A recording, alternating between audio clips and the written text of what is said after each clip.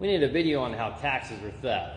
And I can't believe how many times this comment came up in a recent video that I made, so I'm going to try to address it.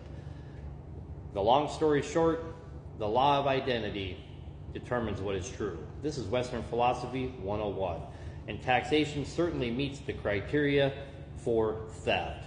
How is that? Well, even if you approve of what's being done with that tax money, you cannot claim to have the right to withdraw consent from paying taxes. If consent is not present, it's absolutely theft. That is simple, basic logic. It doesn't matter how you feel about taxes, what it gets used to fund, or anything like that. You cannot withdraw consent. That automatically makes it theft. An example for layman's would be if the mafia came by and extorted you for money, it wouldn't matter if you approved of what they did with that money, it would still be theft.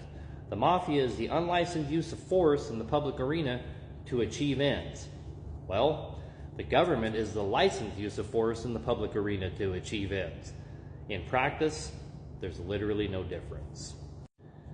It doesn't matter if you're on the receiving end or if you're on the giving end, it absolutely meets the criteria for theft.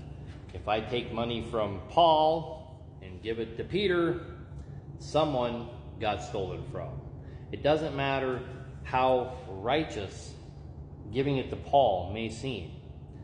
If Peter wasn't able to consent, and what I mean by that is he wasn't allowed to withdraw his consent. If he wasn't allowed to say, I don't want to give money to Peter, it's theft.